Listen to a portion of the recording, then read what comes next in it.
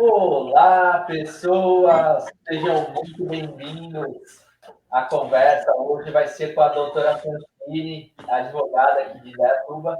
Vocês já me conhecem, eu sou Ulisses Maia, e hoje a gente vai estar falando sobre a questão das alterações trabalhistas, né? E como que quais foram todas essas alterações que houveram nesse momento de pandemia, para tentar regulamentar as mudanças que foram feitas, né, inclusive com relação à readequação de horas, aqueles percentuais, né, 75%, 25% de corte de salário, como que funcionou isso aí.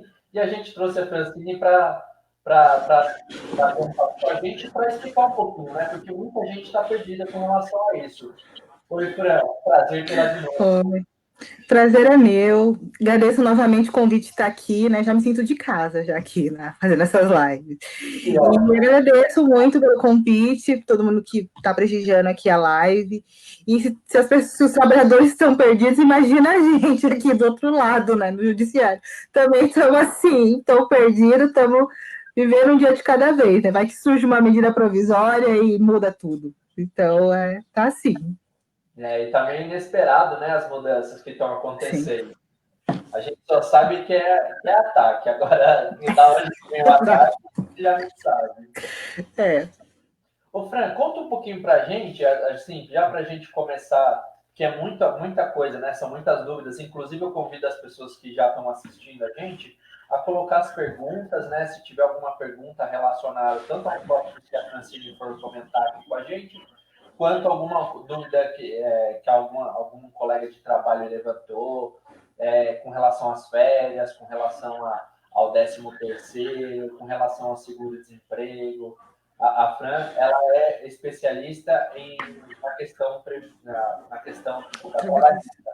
Então, ela vai poder te ajudar de muitas formas. Então, já coloca a sua dúvida, fica à vontade para perguntar e a gente vai responder. Ô, Fran, então conta para a gente aí, para a gente já começar esse jogo, quais foram as principais mudanças que houveram, né, nessa flexibilização e como que isso impactou, né? Acho que quais foram as alterações, depois a gente comenta como isso impactou os trabalhadores. Então, desde que a gente teve a decretação do estado de calamidade pública, né, em função da pandemia, teve muitas alterações, né? Algumas permanecem, outras não, algumas foram convertidas em lei. Então, teve bastante coisa. É um assunto muito extenso que não dá para abordar só em uma hora de live. Então, eu vou trazer só os principais pontos de cada mudança assim que teve na legislação trabalhista e que afetaram o trabalhador de uma forma bem intensa e direta. Eu destaquei aqui, gente, eu vou ficar olhando para baixo, porque é muita coisa mesmo, então eu deixei uma colinha aqui. Eu destaquei três, na verdade, medidas provisórias, né? Que foi a medida provisória 927, a 936 e a lei número 14.020 de 2020. Eu não vou meter muito a legislação, nomenclatura, tudo isso, porque acho que é um tema muito complexo e não vem ao caso ficar falando medida provisória, o que é legislação, enfim. Mas eu destaco essas três porque foram as principais. A primeira de todas foi a medida provisória número 927. Ela teve a sua validade até o dia 19/6, agora, né, do mês de junho. E essa medida provisória foi, assim, eu diria que foi a primeira, na questão da flexibilização, porque o que ela trouxe? Né, todas essas medidas que a gente vai comentar aqui hoje, elas têm a função de preservar o emprego, né, manter aí os postos de trabalho, tentar aliviar um pouquinho para o empregador, né, e também tentar preservar o emprego, né, tentar em razão da pandemia, que a gente sabe que teve perdas de ambos os lados, então as medidas vêm para tentar minimizar essas perdas e manter os postos de trabalho. Então, o teor de todas as medidas, de tudo que foi feito até agora, é isso, tentar manter os postos de trabalho. Esse é o teor, é por isso que, pelo menos em teoria, seguiam todas as orientações, todas as medidas provisórias, portarias, enfim, que foram lançadas desde o começo da pandemia até agora. E a 927, que foi a primeira ali, O que ela trouxe? Ela trouxe algumas medidas que os empregadores podiam estar adotando em razão da pandemia. Então, o que ela trouxe para a gente? Trouxe a questão do teletrabalho, antecipação de férias individuais e coletivas, né? Mesmo que a pessoa não tenha o período aquisitivo, né? Porque para você ter o direito às férias, primeiro você trabalha 12 meses, aí você tem esse direito às férias e você usufrui. Então, o que a medida provisória falou? Você não precisa trabalhar 12 meses. Você vai antecipa essas férias, que esse empregado viria a ter dali a 12 meses.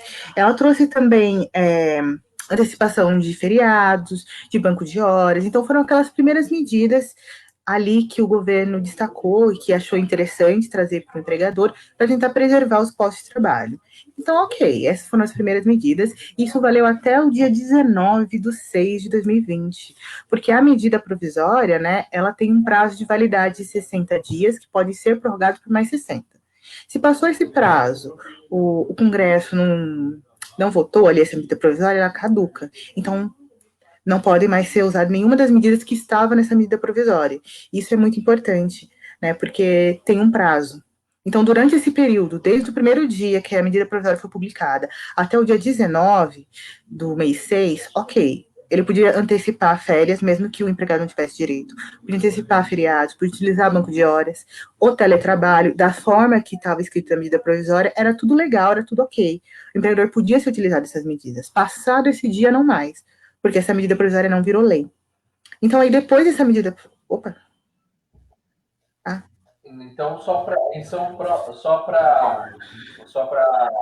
validar, então, isso daí foi implementado no mês de abril, né? Então, teve vigência até junho. Então, significa que, a partir de agora, essa lei não é mais válida. Essa antecipação, se algum empregador vier a comentar, pedir, querer tirar férias, não é mais válida. E aí, o empregado tem que saber que não é mais válida essa lei, então não pode mais antecipar férias, não pode mais antecipar coisa. Então, se o seu empregador está tentando, está sugerindo isso, fica mandado. Isso, ela foi de março, tô até conferindo aqui na lei, ela foi de março até junho, que você podia se utilizar dessas medidas.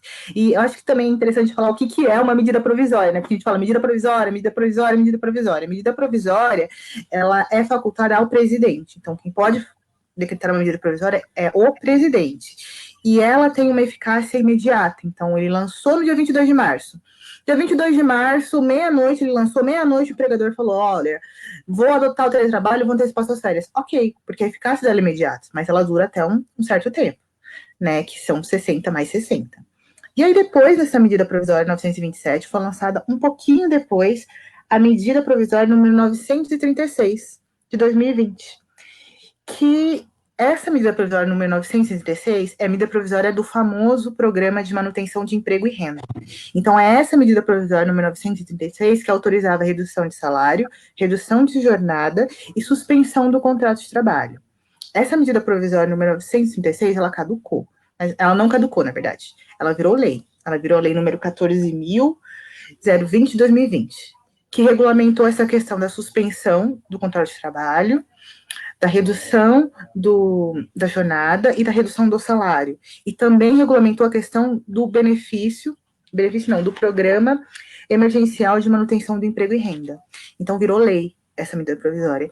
Então, o empregador ainda pode se utilizar das medidas, né, contidas ali na MP, que virou lei. Na verdade, ele vai se utilizar da lei 14.920, que vai durar enquanto durar o estado de calamidade pública. E está previsto para durar esse estado de calamidade pública até o final do ano, dia 31 de dezembro. Então, até o dia 31 de dezembro, o empregador pode se utilizar do que está ali, nesse programa emergencial de renda. Então, isso foi o que eles... Eu acho que, assim, eu destaco essas medidas porque, para mim, são as principais e que impactam diretamente ali no trabalhador. A questão de você reduzir salário, reduzir jornada, e de você suspender o contrato de trabalho, porque na suspensão do contrato de trabalho, né, o empregado não trabalha, porém ele vai receber. Mas é importante falar que quando o seu contrato está suspenso, o recolhimento do INSS também fica suspenso. Então, se o empregado, na verdade, quiser que esse tempo que o seu contrato está suspenso conte para fim de aposentadoria, ele vai ter que ir no INSS e vai ter que contribuir à parte, porque não vai contar esse período. Então, é importante falar essas coisinhas, né? Porque essa lei, a Lei 14.020, ela é bem extensa, ela é grande, tem vários pontos, assim, não consigo abordar com profundidade todos os pontos. Mas esse tem que ficar, assim, acho que esse eu coloco até uma estrelinha, de saber que esse período que seu contrato está suspenso não conta para fins de INSS, para fins de aposentadoria. E aí você tem que recolher depois, posteriormente. Isso é muito importante, hein, pessoal que está assistindo. Porque, na verdade, nesses meses, né, esses meses podem fazer falta. Então, né, apesar de saber que, obviamente, quem está com o trabalho suspenso, né,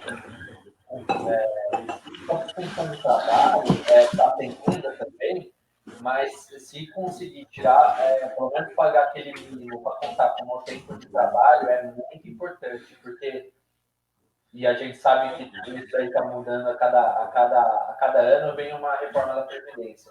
Ou seja, a cada ano tem mais e mais tempo para ser trabalhado. Então, isso, infelizmente. É importante sempre tentar manter ativo, hein, pessoal? E você então falou que a redução de salário de jornada, tá? Então você está falando que tem essa redução de salário e jornada, ela vai poder se estender até dia 31 de dezembro. Então, tanto isso quanto a suspensão de trabalho. A não ser que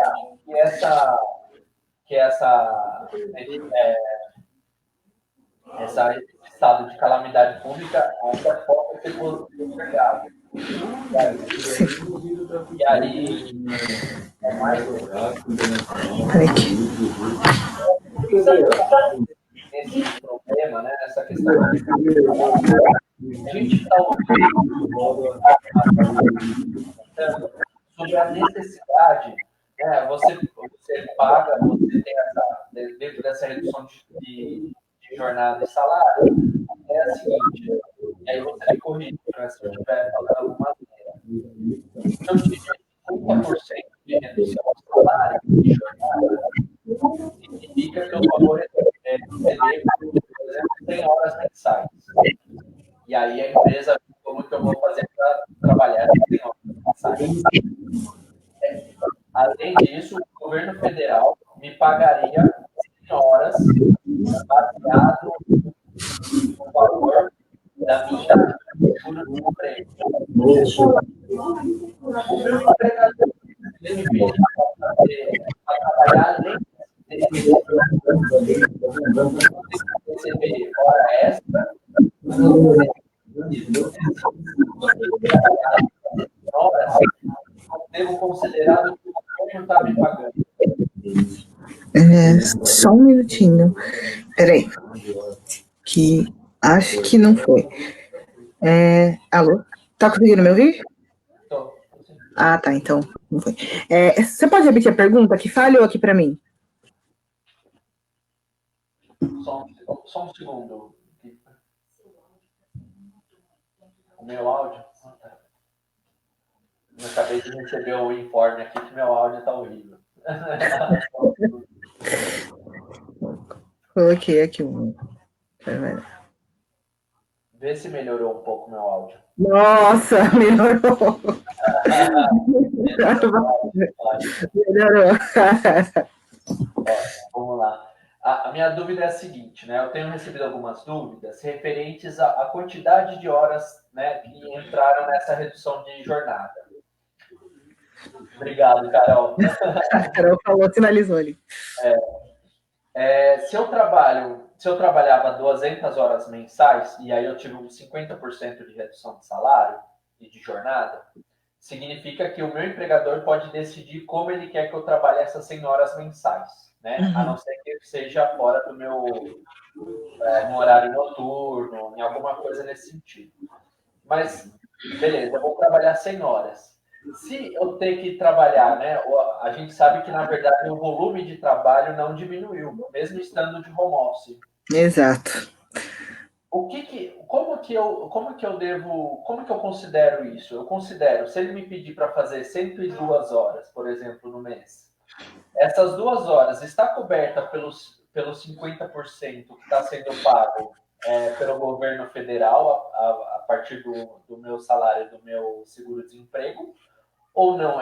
Ele deveria pagar hora extra, considerar como hora extra? Então, eu vou ter que dar a resposta padrão de todo advogado, que depende. A gente entra na faculdade com depende, a gente sai com depende, porque cada situação é uma situação. Por exemplo, a gente está falando de um empregado que ele é horista, né, que ele trabalha por hora. E aí, para esse empregado que é horista, ele infelizmente pode receber abaixo do salário mínimo, né? Ou para o mensalista. A gente tem que ver cada caso, cada caso. Mas em teoria tudo é bonito, né? Você trabalha só aquele horário que você tem que trabalhar. Se você trabalha além daquele horário que você está trabalhando, em teoria você tem que estar ganhando o quê? Hora extra. E aí também depende muito da empresa. Porque há empresas que na redução, nesse caso, que quando uma redução, o governo vai entrar, né, com valor. Mas a gente tem que analisar caso a caso, não tem como eu dar uma resposta certeira, né? Mas em teoria, via de regra, sempre tem uma exceção ou outra, ele teria que ser remunerado por hora extra, porque o combinado é fazer 100 horas, fez 100 horas, mas além dessas 100 horas, quem que vai ter que pagar? Não é o governo, é o empregador. Hora extra. Pelo menos eu entendo assim. Mas, né, não sei se todos os empregadores compartilham do meu entender aí. Eu acho que, na verdade, o direito tem isso, né? Que ele é muito interpretativo. O direito é muito interpretativo. E aí vai do trabalho. Eu acho que, na verdade, o trabalhador, né? Ele, até pelo momento que o Brasil está vivendo, ele também não se sentiria seguro em falar, não vou trabalhar. Sim, A gente é complicado. E o problema disso é que já era praticamente, né? Mas são minhas palavras, não é da lei. Uma coação. Ou você se submete a isso, ou tem outra pessoa que quer. E aí, que tipo de trabalho a gente está militando ali? Que tipo de condição a gente está dando tanto para funcionário quanto para empregador? Porque você não imagina que o funcionário que encontra a situação vai feliz, saltitante, alegre, né? Se expondo ao risco ainda do Covid, fazer uma hora além da devida e não vai receber por isso, né? E muita gente. A Carol entende também que era essa. Obrigada, Carol. Carol também fez direito comigo. Que bom, não estou sozinha nesse entendimento aí. Eu espero que o juiz entenda também. Legal. Bom, acho que eu já te cortei uma vez. Você pode comentar aí, pode comentar. Imagina, tem que ir falando, senão eu vou divagando. Bom, em relação à questão do benefício, desse benefício aí que o governo vai pagar, e o governo já prorrogou. Então, o que aconteceu? Na medida provisória, podia por X período, por exemplo, 30 dias, podia suspender e reduzir. Essa redução poderia acontecer em 30 dias. Depois, mais 30, mais 30. No resumo da obra, hoje já são 180 dias que pode estar acontecendo essa questão de redução de salário de jornada e suspensão do contrato de trabalho. Então, acredito que 180 dias, não sou gênero da matemática, mas vai dar até o fim do ano.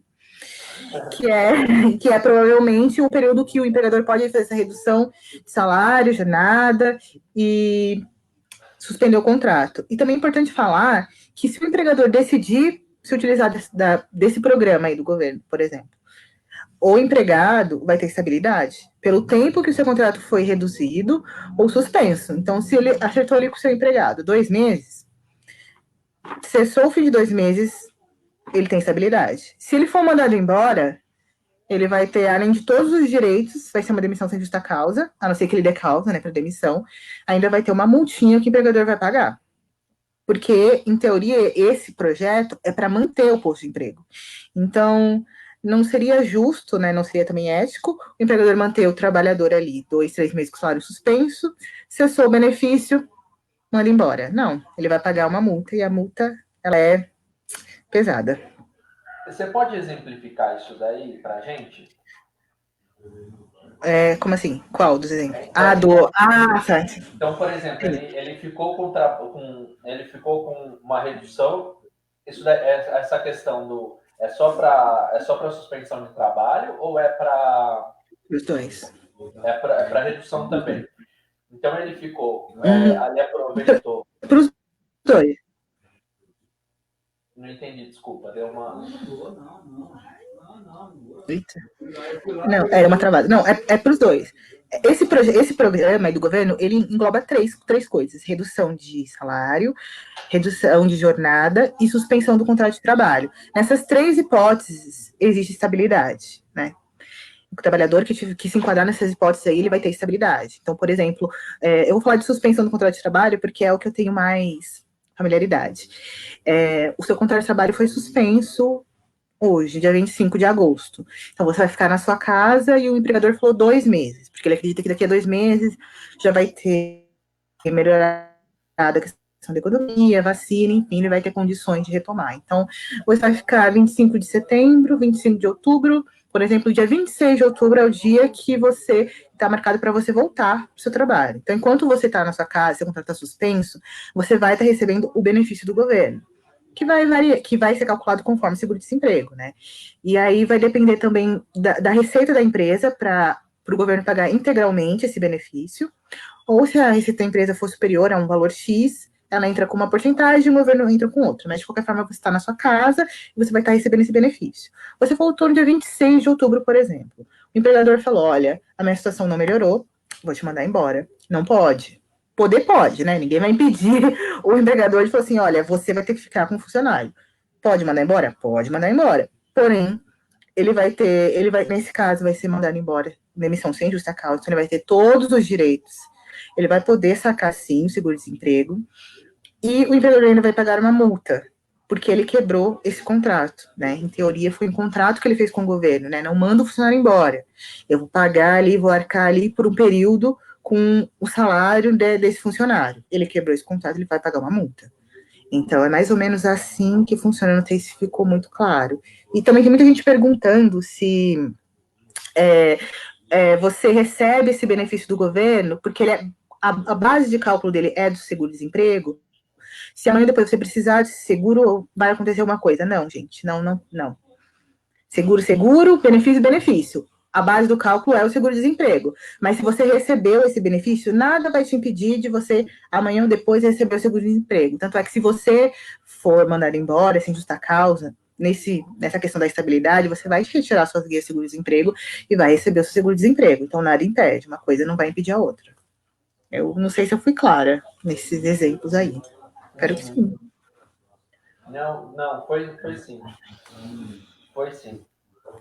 Mas é muito importante, né, essas questões, porque normalmente esses itens não são repassados, por exemplo, quando tem os informes na mídia, né, sobre isso. E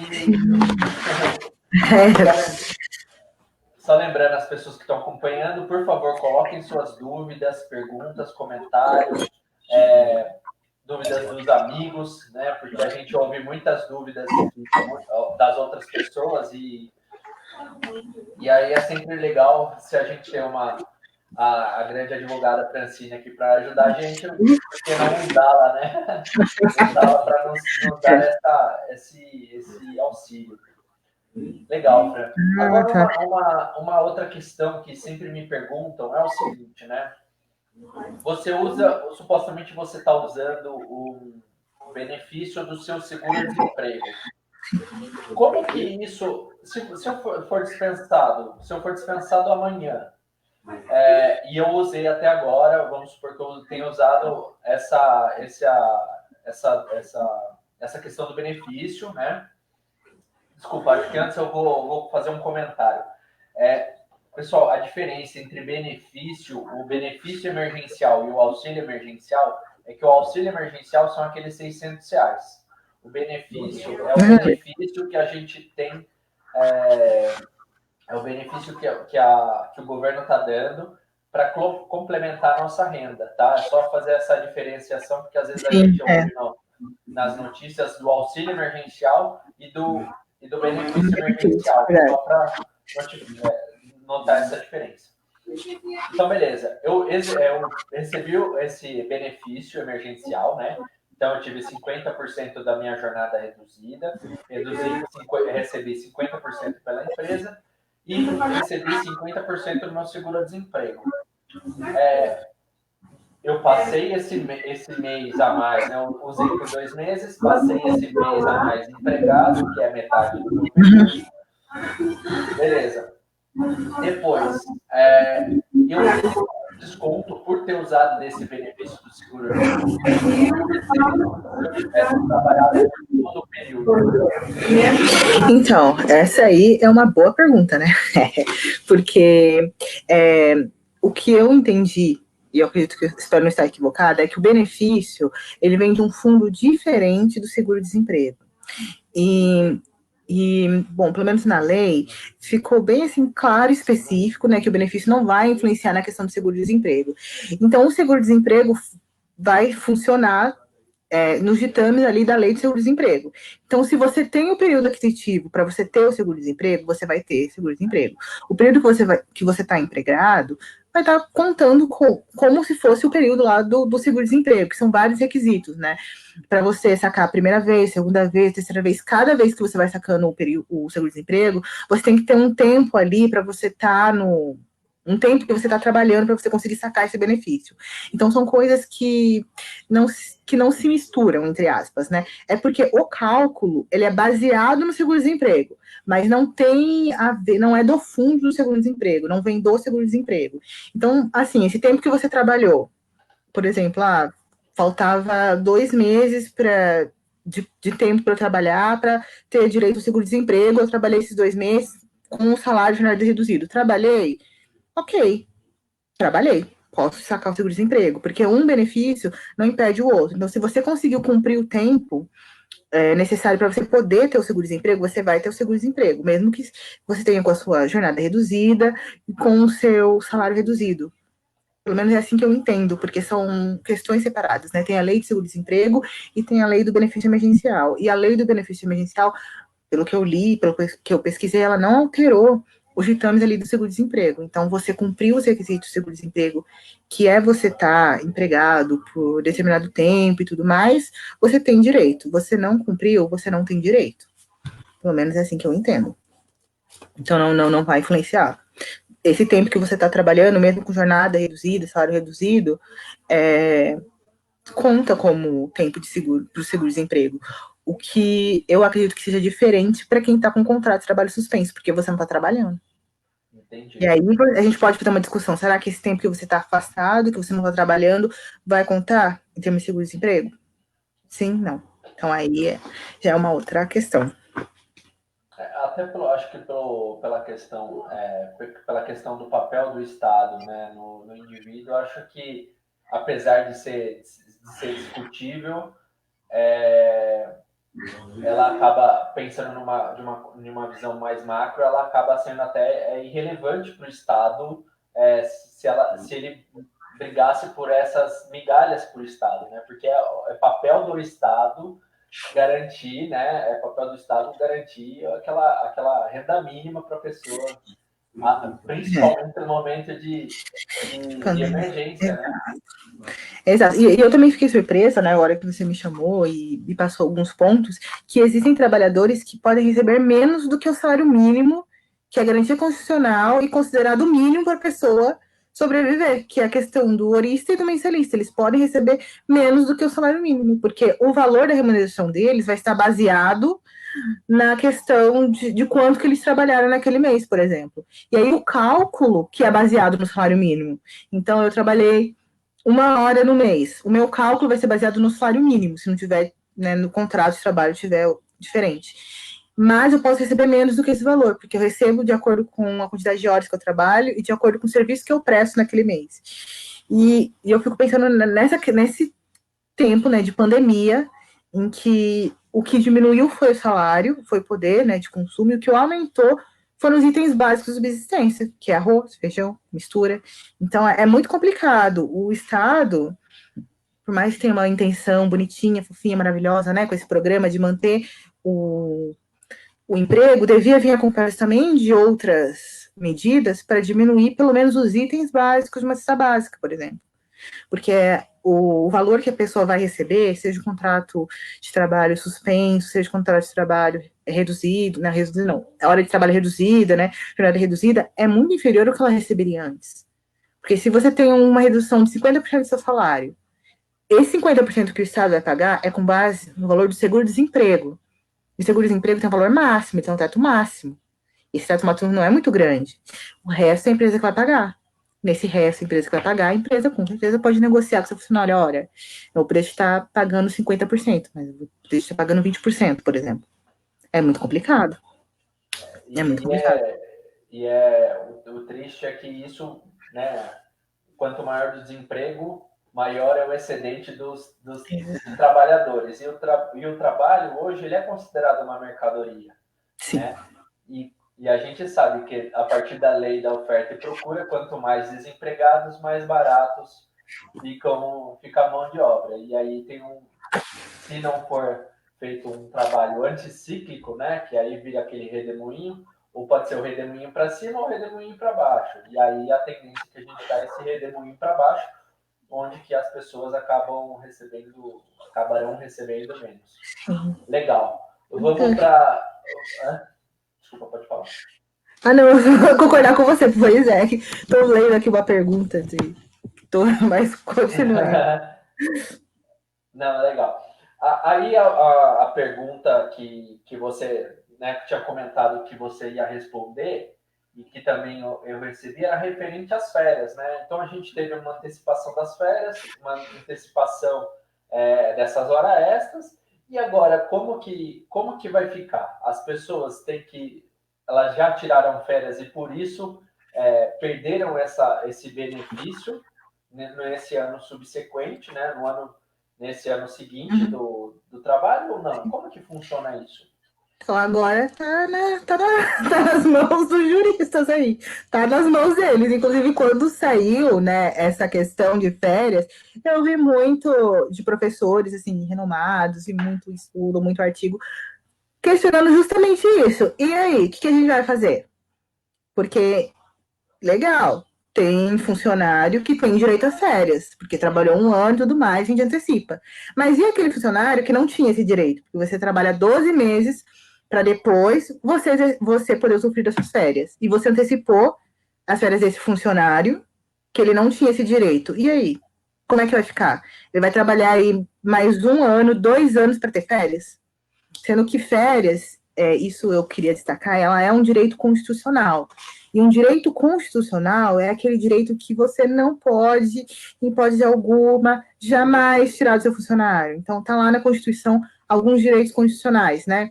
E as férias é um direito constitucional, porque você entende que depois de 12 meses, aquele trabalhador vai estar cansado, vai ter um desgaste psíquico muito grande, vai ter um desgaste também físico muito grande, e ele necessita desse tempo de repouso. Esse tempo de repouso não é apenas, né, porque ele trabalhou 12 meses, é para ele restabelecer a sua força física, psíquica, que só quem trabalha 1 ano sabe o que é, né? Como é que você vai se desgastando ao longo do ano no seu trabalho. Então, como é que a gente vai fazer com esse trabalhador que já antecipou uma férias que ele não tinha direito? Ele vai ficar sem férias? Ele vai ficar com férias? Não temos uma resposta para isso ainda. Porque essa lei, número 14.000 e tal, que veio, ela não deu para a gente uma resposta, né? Não deu ali, ó, tá vendo o que vai acontecer se você teve suas férias antecipadas? Vai acontecer isso. Não falou. Como é que vai ficar? Não sabemos como vai ficar, né? Existe, agora com a flexibilização, né, das leis trabalhistas, existe essa questão de você conversar muito com o seu patrão e vocês irem acertando. Mas nem todos os patrões são flexíveis, nem todos os funcionários são flexíveis. Quem vai mediar esse diálogo? Porque esse funcionário precisa dessas férias. Não é uma questão de luxo, é uma necessidade. A pessoa não pode trabalhar 1, 2 anos para poder, lá daqui a 3, 4, 5 anos, tirar as férias que são devidas. É muito, muito complicado. O que a Carol falou, eu concordo super, né? Quem faz essas leis no Brasil não pensa como vai funcionar na prática. Não é possível, gente. Não é possível. O governo podia ter falado, beleza, vamos antecipar as férias. E aí, lá na frente, o governo paga essas férias, né? Eu banco essas férias, o funcionário tá zerado, pode, né, tirar férias novamente. Mas, enfim, fica uma coisa assim, meio que vamos deixar essa demanda chegar lá no judiciário e a gente decide. Através de jurisprudência, a gente vai vendo o que vai fazer. Então, não tem uma resposta, infelizmente, em relação a isso. Acho que a resposta mais que vem, assim, mais lógica para mim é tente conversar com o seu patrão, para vocês decidirem como é que vai ficar essas férias. Entendi. Vamos passar por algumas perguntas? Vamos lá. Zé Santos aqui, dando um oizão. Ai, Zé. Carol. O benefício emergencial para evitar as demissões exclui o direito ao seguro-desemprego no caso de dispensa? Já passamos por essa. Boa noite, Francine. Boa noite. Muita gente, mano. Eu posso ir respondendo essa, que eu tô já olhando aqui, rapidão. Pode. Qual que é? Eu perguntaram se a suspensão interfere no 13º e férias. Sim. Vamos lá. 13º e férias. Férias sim, né? Férias sim. 13º também. Pelo menos com as últimas medidas provisórias, foi prorrogado 1/3 de férias, né? O pagamento foi definido lá para frente, lá para dezembro. Então, alterou sim. Quem vai receber 1/3 de férias, 13º, é facultado o empregador pagar depois. Então, infelizmente, a pessoa, né, não vai ter. O que tem que ficar claro, essa questão de o empregador pode pagar depois, enfim, é que tudo isso foi pensado com uma única lógica. O que é melhor? Você poder postergar para o empregador pagar, por exemplo, 13º férias em dezembro, no fim do ano, ou enfim, no ano que vem, ou o empregado ficar sem emprego. Então, essa foi a lógica quando foi construída, quando foi feita a lei. O que é melhor? Você poder postergar pagamento de determinadas coisas ou ficar sem emprego? Então, foi essa a lógica. A lógica que está rolando é essa. O que é melhor? Então, basicamente, assim, o empregado pode sair de férias, e aí eu acho que complementa até o caso da Tamires aqui. Tirei férias e não recebi o valor. Tem alguma lei que fala que devo receber ainda dentro desse ano? Então, a lei, assim, eu tô até procurando aqui para falar com exatidão mesmo. Mas a última lei que foi lançada agora, que foi sobre suspensão e tudo mais, faculta pagar depois. Acredito que até o fim do ano, não sei. Mas não precisa pagar, assim, saiu de férias, já pagou. Não precisa. O empregador pode pagar depois esse terço de férias. Entendi. Que garantia, aí já não sei se eu consigo dar essa garantia. E aí ela perguntou um pouquinho antes, e no caso da empresa entrar com pedido de falência, o que ocorre? Lágrimas. Muitas lágrimas. É isso que vai acontecer. Muitas e muitas lágrimas. Novamente, né, como o Carol falou, né, quem fez essas leis não pensa na prática, porque lendo aqui também não temos nessa última lei, sempre cito a última lei, que é 14.000, que é a mais atualizada e fala da suspensão e tudo mais. Não fala de falência. Então, assim, ninguém conta com essa hipótese de que vai falir. Então, o legislador foi muito otimista. Ele achou que só isso é suficiente para que não haja falência nas empresas. Se a empresa falir, o que vai acontecer? Vai acontecer, além de lágrimas, né? O que vai acontecer é que todo o processo de falência da empresa. Então, a empresa vai ter todo o processo de falência da empresa, tudo mais, ela pode entrar em recuperação judicial e papapá. E aí vai ter uma ordem ali de pagamento. Em teoria, os créditos, assim, eles têm ordem de pagamento. Então, o primeiro crédito que deveria ser pago vai ser o crédito trabalhista. Então, em teoria, a empresa faliu, né? Segue a lei de falência, né? Que a Carol falou, segue a lei de falência normal. Não li, pelo menos, nada a respeito da questão de falência, pandemia, deve ter tido algumas alterações e tal, mas segue a lei, saiu o processo normal, e, em teoria, o trabalhador vai receber. Mas daí já não garanto que vai receber amanhã, depois de amanhã, porque passa pelo processo de falência, passa a questão da habilitação de créditos e papapá, o trabalhador receber. Recebe. A título de conhecimento,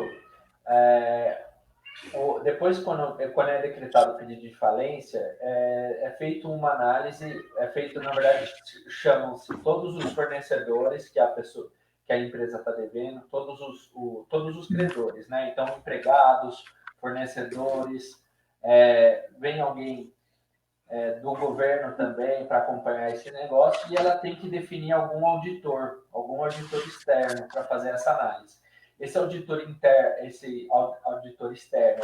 ele vai fazer uma auditoria em tudo que ele está devendo, vai fazer uma reunião com todos esses credores, todo mundo, e vão tentar chegar em acordos para vender o que a empresa tem, para fazer ou para ela criar um plano de retomada, e aí ela entra na verdade, em concordata, onde que ela não pode mais deixar de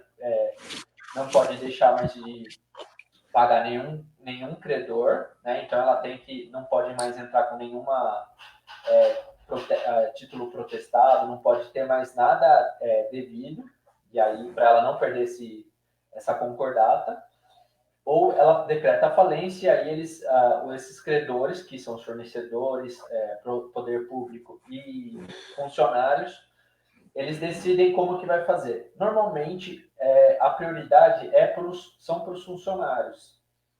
Então, primeiro paga-se os funcionários, depois paga o governo, se eu não me engano, e depois paga os fornecedores. Tá? Mas os funcionários normalmente são a prioridade de pagamento. O que eu tenho acompanhado em algumas cidades, aqui está acontecendo aqui em volta, tá, Thaís? A indústria, o que ela está fazendo? Ela está tirando as máquinas, antes de decretar falência. Então ela tira as máquinas, vão tirando as máquinas devagarzinho, e aí decreta-se falência. Quando decreta-se falência, como não tem mais nenhuma máquina dentro do galpão dela, então ela não tem um bem para pagar seus funcionários, fornecedores e governo. Então o dono da empresa já conseguiu tirar os bens do nome dele, já tirou os bens da empresa dele, então a empresa já perdeu um capital do caramba. E aí ele deixa de pagar e depois vende esses bens como se fossem de terceiros, né? Então isso está acontecendo, mas depende do ramo. Por exemplo, esse caso que eu dei é de indústria. Mas isso que está acontecendo, Fran. Não sei se você tem acompanhado alguma coisa, mas isso é sério. Isso é sério. Tem acontecido muitas coisas assim em Vinhedo aqui, nosso vizinho. Então, é isso, né? Estudar direito empresarial é você estudar um pouquinho essas coisas, né? Que você fica, nossa, né? Uma vez um professor falou, olha, ganhar um processo é fácil, receber que é o complexo. Então, vamos fazer todo o processo de falimentar e tudo mais. E acontece muito isso, né? Às vezes a empresa abre uma outra empresa, joga bem para outra, joga bem para outra, aí você descobre que tá aumentando a Amazônia, sai da Amazônia. Acontece. Mas pelo menos, né, o trabalhador tá ali, ó. Primeiro que vai receber, trabalhador. Advogado, talvez nunca. Do que tiver, né? Do que tiver. Não, acho que, se eu não me engano, os advogados, eles recebem por quem receber, né? Vai pra... Ai, caramba. Acontece, né? Acontece. Infelizmente, né? Infelizmente é isso. A gente tem que rezar para que a empresa não vá à falência. Fran, conta mais sobre a questão da suspensão, né? Eu acho que tem mais alguns detalhes que você queria compartilhar com a gente. Nossa, tem. Assim, eu tô olhando até aqui os papéis, tem vários detalhes da suspensão. Assim, a suspensão, o interessante da suspensão é que você vai ficar na sua casa, né? E isso, para mim, eu acho muito interessante, porque a gente tá vivendo a pandemia, coronavírus e tudo mais. Você vai ficar na sua casa, você vai receber. Vai receber pouco? Vai receber. Mas você também não vai estar exposto ao vírus, porque o cálculo vai ser sempre seguro-desemprego, né? E é interessante que tanto para suspensão, redução aí do salário de jornada, não existe nenhum critério, não existe nenhum requisito para você obter esse benefício. Basta apenas que você e seu chefe entrem em contato, né? Acordem, façam um acordo, né? Aí a empresa é responsável para levar esse acordo lá para o Ministério Público da Economia, não existe mais trabalho, né? Vai formalizar lá. Eu já vi também relatos de empresas que não estão conseguindo cadastrar o funcionar na plataforma, porque isso tudo feito online, né, por conta da pandemia. E aí, 30 dias ali, depois que ele cadastra tudo certinho, você vai receber o valor na sua casa. Então, a suspensão é bem tranquila, você vai ficar na sua casa, vai recebendo e tudo mais. E aí é interessante falar nesse sentido, que é da questão da empresa, né? Empresa que tem uma renda bruta maior que 4 milhões e 800, né? Ela vai arcar com 70% desse valor aí que o funcionário vai receber e o governo 30%. Empresas que não têm uma receita bruta maior, né, do que 4 milhões, inferior a isso, aí é o governo que vai bancar. Eu acredito que o governo é que está bancando maior parte aí do benefício, porque nem todas as empresas têm esse faturamento de 4 milhões por ano, né, tem que ter no ano passado. Então, e aí depois, né, que termina essa questão da suspensão, vem a estabilidade. E também é importante mencionar que toda essa questão desse programa começou ali com a medida provisória número 936, que ela vigorou até, se eu não me engano, não, ela foi convertida em lei no dia 6 de julho. Então, assim, se você tinha o contrato suspenso, mas nos moldes da medida provisória, encerra. Você tem que fazer um novo contrato nos moldes da lei. Então é isso que tem que ficar esperto. Não é uma coisa automática, automático, e vamos deixando o barco ir, não. Você vai ter que fazer um novo contrato. Aí o patrão vai ter que mandar novamente seus dados ali na plataforma do Ministério da Economia, e aí vai contar novamente. Então não é assim uma coisa automática, você tem que fazer um novo contrato. E é importante falar que o contrato de trabalho é muito, muito importante. Eu sei que muita gente não dá muita atenção para o contrato de trabalho, não dá muita importância, mas ele é fundamental. É no contrato de trabalho que vai estar específico tudo, todas as suas funções, horário de entrada, horário de saída, quanto você ganha, não só os seus direitos, mas também os seus deveres. Um bom contrato de trabalho é aquele que coloca não só os direitos dos funcionários, mas também seus deveres, seu dever de funcionário, né? E toda a política da empresa. O contrato de trabalho é seu instrumento, tudo vai estar ali. Assim como a sua carteira de trabalho, né? Porque vai estar anotado na sua carteira de trabalho. Férias, se você fez algum ato contra a empresa, recebeu suspensão e tudo mais. Então, é um documento muito, muito importante. Dê importância, sim, ao contrato de trabalho. Né? Valorizem o contrato de trabalho. Com a flexibilização aí das leis trabalhistas, a tendência é que o empregado converse em pé de igualdade com o patrão, mas só se ele tiver ensino superior e ganhar determinado valor ali, ele pode fazer isso, senão, não. E também a lei, essa lei aí que fala sobre esse benefício, trouxe de volta o sindicato, né? Porque antes da lei, com a medida provisória, tudo isso podia ser feito, patrão empregado, o sindicato não precisa ficar sabendo, e assim a gente segue. Agora não, o sindicato tem que dar uma olhada, ver se está tudo ok, e o sindicato volta aí a atuar e a mediar essas relações. E é muito, muito importante também a questão do sindicato e das negociações coletivas, né? Porque a gente está falando de toda uma classe de operários, a gente está falando de todo mundo que trabalha ali no maquinário, todo mundo que trabalha ali na administração. E se o sindicato militar por essas pessoas e buscar ali um acordo melhor com a empresa, que maravilha.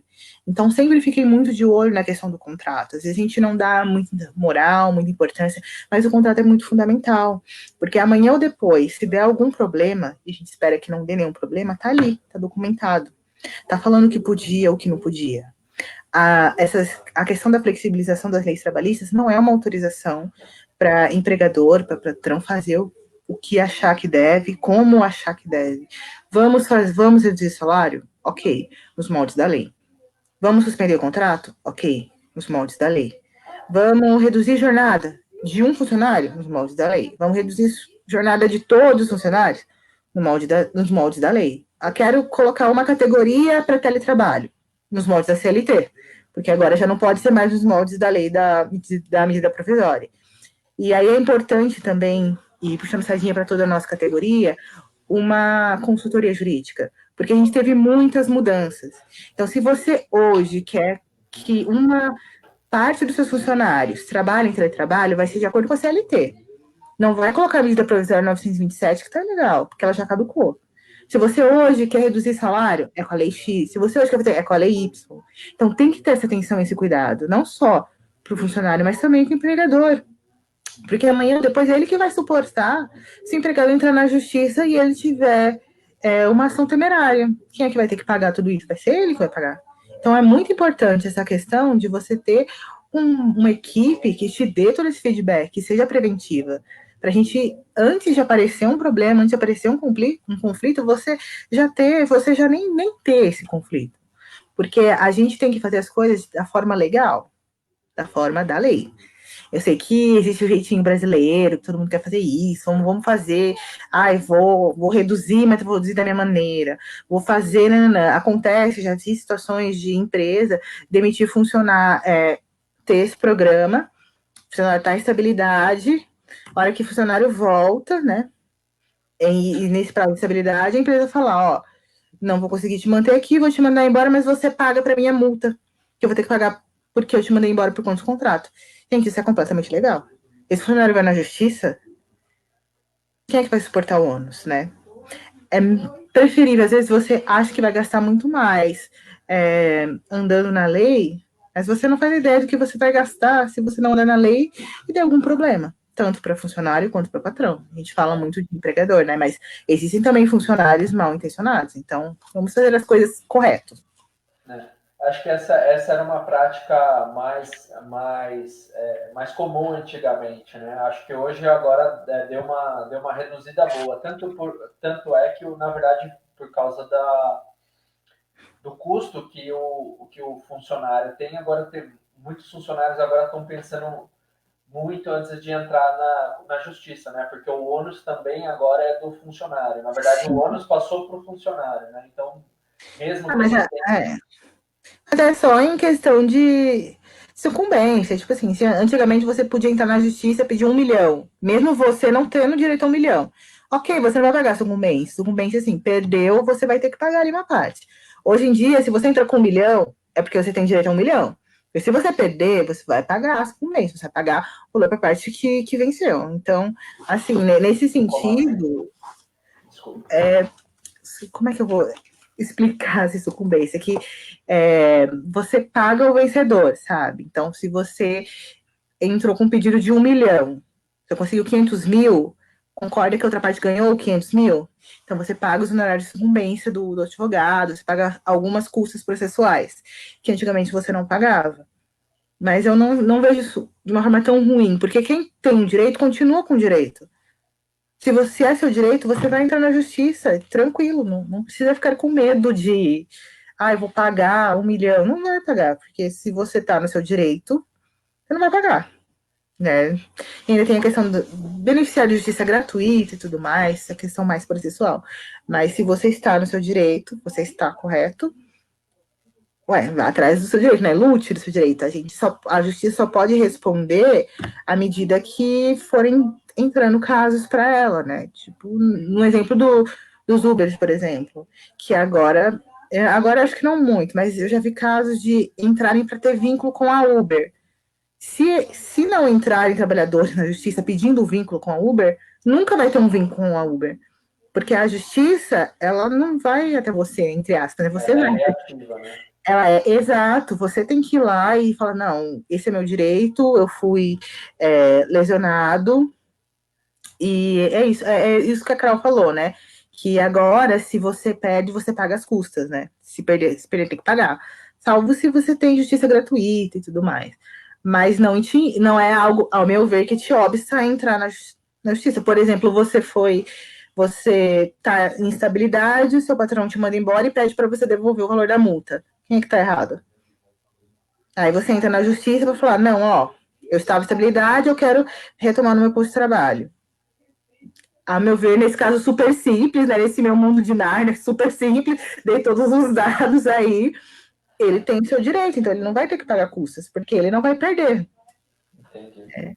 No mundo de Narnia. Bom, qualquer coisa, pessoal, tem o Instagram da doutora Francine Oliveira ADV. Fica à vontade para entrar com ela e acionar. Fran, uma última pergunta. Uma última não, né? Não sei se tem mais perguntas aqui. Na verdade, acho que não tem.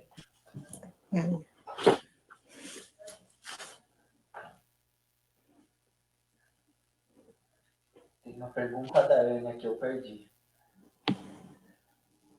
A empresa pode reduzir salários sem usar esse auxílio do governo? Bom, se ela fizer um acordo com o sindicato, pode. Se a pessoa que ela for reduzir tem curso superior, ganha, acho que, não sei qual o valor acima do teto do INSS, pode. Mas, né, são algumas condições especiais, não é simplesmente vou reduzir seu salário, é isso aí. Não. Ou reduz de acordo com o que está na lei, ou não reduz, né? A gente está falando de que quem tem a nível superior e ganha, sei lá, acima, a gente está falando de um patamar aqui que é bem maior que 5 mil reais, né? Sim, sim. Não, então, essas pessoas que têm o que podem fazer essa negociação particular, né? Não é, a gente não está falando de auxiliares, assistentes, isso. Né? A gente não está falando disso. E essas pessoas têm duas maneiras. Ou eles fazem, ou a empresa deixa de pagar, deixa de ter esse vínculo, né, com o auxílio do governo, falando com o sindicato, né, ou não. Agora, e se ela for horista? E se ela for, eu não sei, eu não conheço a Anne, mas e se ela fosse horista? Se ela ganhasse por hora? Então, aí, em teoria, eu acredito que sim. Em teoria, eu acredito que sim, porque horista é a exceção à regra do salário mínimo, né? Porque o salário mínimo também é constitucional, tá lá na Constituição, ninguém pode ganhar abaixo do salário mínimo, vírgula, trabalhador que é horista, porque ele vai ganhar ali por hora. Então, aí eu acredito que ele vai poder reduzir sim. Entendi. Então, se ela for horista, então se ela vai ganhar pelo que ela trabalha mesmo, Isso, e não vai ter esse complemento governamental para dar essa ajuda. Entendi. Anne, eu espero muito que você não seja jurista. Espero muito que você não seja jurista. Mas eu entendi. E com relação aos direitos que ela tem com relação a férias e 13º, mantém aquela resposta anterior sua, que irá contar como tempo trabalhado normal. Não é a redução de horas que vai mudar. Legal. Falando que não está fazendo isso nos moldes. Eu não lembro se a gente respondeu essa daqui. Tem uma empresa que está fazendo o seguinte com uma pessoa mensalista. Recebe um salário mínimo. Diminuíram 70% do salário e diminuíram a carga horária. Porém, falaram que não está fazendo isso nos moldes do governo. A empresa alega que está usando todos os recursos. Essa pessoa, então, receberia uns R$200. Está correto isso? Não entendi. Bom, gente, reduziu 70% do salário. Mas ela é mensalista, então acho que não, né? Bom, eu não posso dar uma resposta tão específica, né? Porque se considera consultoria e tal. Eu posso dar uma resposta generalista, né? Quando falam assim, usaram todos os recursos. A primeira coisa que eu pensaria é que recursos? Usaram o quê? Como assim? E se até o final do ano, né? Inclusive saiu recentemente aí o chefe executivo prorrogou que esse benefício vai ser mantido até o fim do ano, então como esgotou? Se a gente está em agosto e pode usar até dezembro. Acho que essa é a primeira coisa que eu pensaria, como é que esgotou de onde? Porque se, por exemplo, eles pactuarem a redução para 2 meses, deu 2 meses, a empresa precisa reduzir, faz um aditivo no contrato, 2 meses. Reduziu, faz um aditivo no contrato, 2 meses enfim, até quando puder, que seria o fim do ano.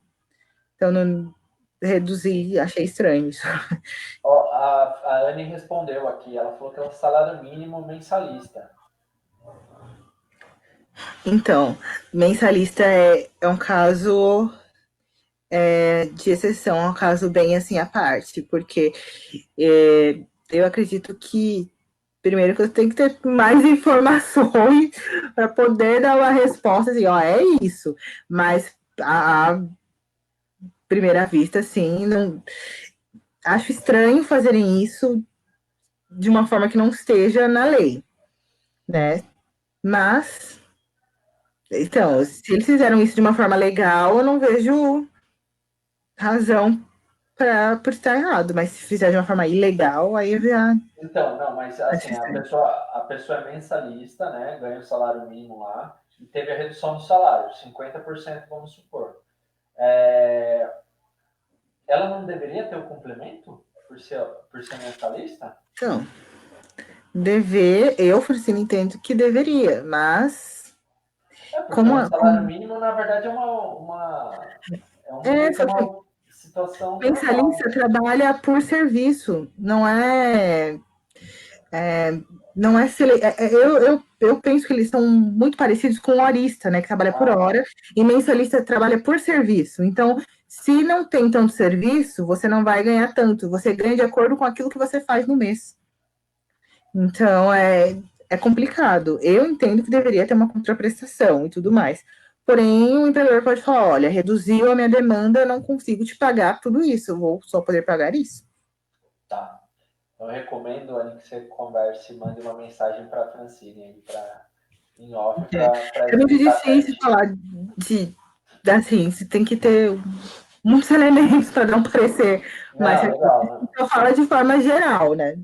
Isso, não, mas é importante pelo menos para a pessoa ter uma ideia, né, do que está Sim. esperando, porque às É vezes que essa é você a primeira mesmo. vez que ela está escutando uma advogada falar sobre o Sim. assunto, Me né? estranha essas palavras de esgotou recurso e usei tudo, não vou usar a lei. Eu penso, que recurso? O que esgotou? Você não vai usar a lei, vai usar o quê, gente? A sua vontade? A minha própria vontade? A boa vontade. A minha própria vontade. Cadê a esperança no mundo? Isso, é Ah, verdade. Esperança, tem que ter ô, esperança. ô, Francine, deixa eu perguntar uma coisa, eu não sei se você vai ter a resposta na ponta da língua, mas me perguntaram aqui na minha página direto sobre plano de saúde. Se a pessoa é demitida, se ela pode continuar com plano de saúde. Então, gente, olha, essa questão do plano de saúde, eu Eu não acompanhava sei se você, bastante. não sei se Agora você tem a eu resposta. acompanho mais ou menos. Mas em teoria, eu adoro falar isso em teoria, porque em teoria é tudo lindo. Em teoria, você pode sim. Mas você foi o quê? Foi demitido? Se a Foi pessoa demitido for ou aposentou? demitida. Foi Ah, demitida. difícil. Difícil continuar usando o plano de saúde, porque vai depender também de como é que a empresa fez isso, entendeu? Porque às vezes o plano de saúde, por exemplo, se fosse a Unimed dá aquele plano, dá aquele desconto porque o funcionário trabalha naquela empresa. Então ele tem aquele desconto, aquele plano, porque ele trabalha na empresa. Então está vinculado com a questão do trabalho dele na empresa. Se ele for demitido, não faz muito sentido ele manter aquele plano. É diferente da questão da aposentadoria. Eu sei que teve um tempo que as pessoas conseguiam manter sim, mas eu acho Não que esse era tempo se tinha, não era aquela questão se tinha coparticipação, se essa isso, coparticipação fosse exato. motivada Você pelo. pagava um percentual, você continuava utilizando. Mas eu acho que esse tempo já passou, gente. Ainda mais em termos de coronavírus, que os planos de saúde não querem nem fazer o exame de Covid. Teve que a ANS baixar um decreto não, teve que baixar uma norma ali falando que os planos de saúde são obrigados a fazer o exame do Covid. Eles não querem fazer, se recusam a fazer. Imagina se eles vão querer manter o plano de saúde. Então, é uma situação muito delicada. Novamente, cada caso é um caso. Não posso falar que, olha, é impossível que você mantenha o seu plano de saúde se você for demitido, mas também não posso falar, sim, você vai manter, porque cada caso é um caso. Talvez exista uma particularidade na situação dessa pessoa que permita ela usar o plano de saúde forever. Pode ser. Entendi. Beleza. Ah, tá. É, Responder essa daqui que falaram agora. Se o contrato de saúde suspenso, o plano perde a vigência. No. Não. Se o contrato está suspenso, mantém todos os benefícios. Plano de saúde, cesta básica.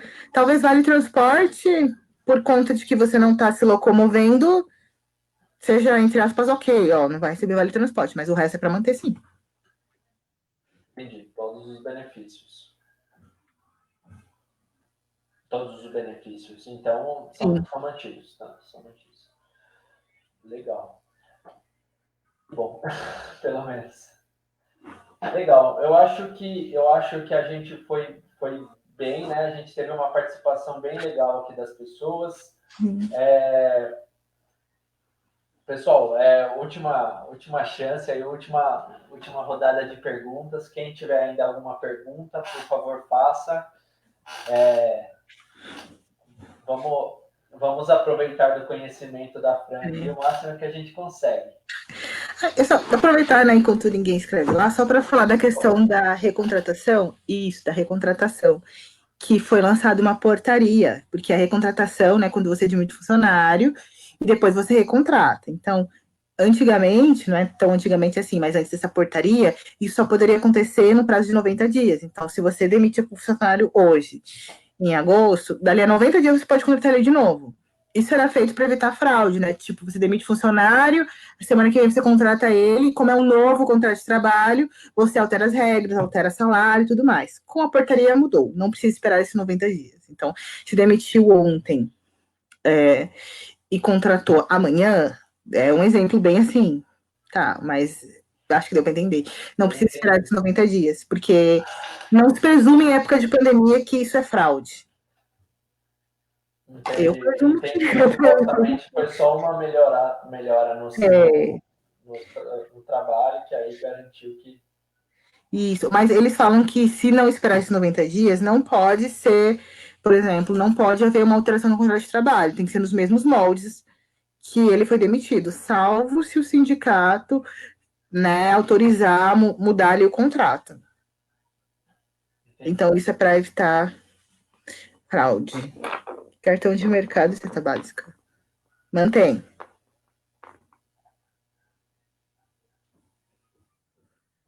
Eu acho que perguntaram se cartão de mercado e cesta básica, contrato suspenso, é para manter. Ah, mas agora, né, gente? Pelo amor de Deus. Que coração é esse da pessoa que suspende contrato de trabalho, suspende mercado, suspende cesta básica? Meu Deus. Para manter, sim. Francine, você acha que o mundo dos não rosa, advogados é fácil? Meu. Os advogados também não é fácil, não. Como se fosse, né? Na verdade, tá todo mundo preocupado, né? Nossa. Mas legal, Fran.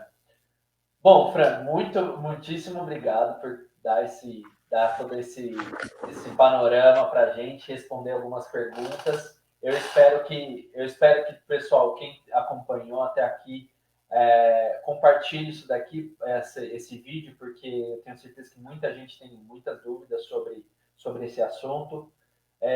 Continue mandando as perguntas. Vamos ver nas perguntas que são feitas. Qualquer coisa a gente faz uma nova conversa, eu faço uma nova conversa com a Fran. A gente tenta abordar esses assuntos. Sigam também ela no Instagram dela, né? A Fran faz um trabalho, além de advogada, ela é um ser político muito, muito legal de se acompanhar, de conhecer um pouco o trabalho dela, além da advocacia. É muito legal. E é muito bom te ter aqui, Fran. É muito bom. Eu fiquei muito contente que você já se considera de casa, porque realmente você é de casa. E uma última coisa que eu gostaria de comentar para os nossos telespectadores é o seguinte, pessoal. Acho que o que eu tiro de força que a gente pode tirar nesse momento, enquanto pandemia, é que a gente precisa, desculpa, que a gente precisa de uma educação interna, né, enquanto seres trabalhadores, e uma organização política, porque é muito importante. Esquece política no sentido de deputado, vereador, prefeito, esquece esse tipo de política. Todos nós, enquanto tomamos nossas atitudes, posicionamentos, somos seres políticos, né? Então, é muito importante essa organização política enquanto funcionários. Então se organize com o seu colega de trabalho, veja quais são as melhores formas de fazer o seu trabalho, quais são as melhores condições para fazer o seu trabalho, o que você precisaria para fazer ele melhor, o que você precisaria para garantir uma segurança no seu trabalho. Então, ver a questão de ergonomia, a questão de segurança realmente física, química, toda aquela questão que a gente conhece quando a gente participa da CIPA, que também é uma organização política de funcionários dentro de cada empresa. E é isso, a partir dessas movimentações políticas, e aí volto a falar que não é política vereador, não é esse tipo de política, é uma política mais local. É a partir dessa construção que a gente consegue organizar melhor nossas lutas. E é a partir disso que a gente consegue melhores condições de trabalho. Então é muito importante que vocês se organizem, principalmente nesse momento onde todo mundo tenta tirar uma casquinha do trabalhador, todo mundo tenta tirar aquele... Né, no banco, por exemplo, acho que se a gente ganhasse R$ 1 por minuto que a gente espera os funcionários dos bancos nos atenderem, em consultórios médicos, se a gente esperasse em órgãos públicos, quando a gente vai pedir alguma informação, quando a gente vai passar. Então, se organizem, né? Organizem suas demandas, que assim a gente consegue construir melhor nossas demandas, nossas frentes, para brigar por elas, tá? Fran, palavras de encerramento, por favor. Nossa, com certeza, concordo em tudo que você fala. Sempre falo da importância da educação e cada vez mais enxergo e vejo a importância de ser um político, de ser um ser político. Começa ali, né? A gente sempre foca na questão das eleições e é extremamente importante, mas também na sua vida, também no dia a dia, na tomada de consciência, né? Que o Ulisses falou hoje, não tinha para pensar, mas de fato, muitas pessoas não têm acesso a essas informações básicas de que não, você não é obrigado a aceitar tudo. Sim, você deve lutar por melhores condições de trabalho, não só para você, como para todo mundo. Uma pessoa que luta por condições de trabalho dignas não está lutando só por ela, está por todos, inclusive por quem está te dando emprego. Porque eu acredito que é muito legal, muito massa você ter um funcionário que veste a camisa da empresa, que veste de verdade, porque ama estar ali, porque acredita naquela ideologia da empresa, e aquela empresa vai crescer e vai fluir. Então, sejam seres políticos, sejam seres pensantes, busquem saber, busquem cada vez mais, em fontes confiáveis, por favor, em fontes sempre confiáveis, em mais de uma fonte, se possível em umas 3 fontes, joga lá no YouTube também, porque é isso que promove a mudança, e nós precisamos de mudança. Uma coisa que a pandemia mostrou é que a estrutura que a gente está vivendo não vai ser sustentável por muito tempo. E o que vai ser dali para frente? Qual vai ser a estrutura? O que a gente quer que signifique trabalho? O que a gente entende por ter trabalho? Isso está nas nossas mãos. Então, faço suas minhas palavras. Vamos buscar mais, vamos pensar mais, não ter medo de errar.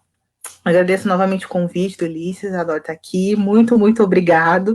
Espero que tenha ficado claro, porque o dia de trabalho é muito extenso e foram muitas mudanças durante a pandemia, mas espero que tenha dado para entender um pouquinho ali das mudanças, um pouquinho do que pode, um pouquinho do que não pode.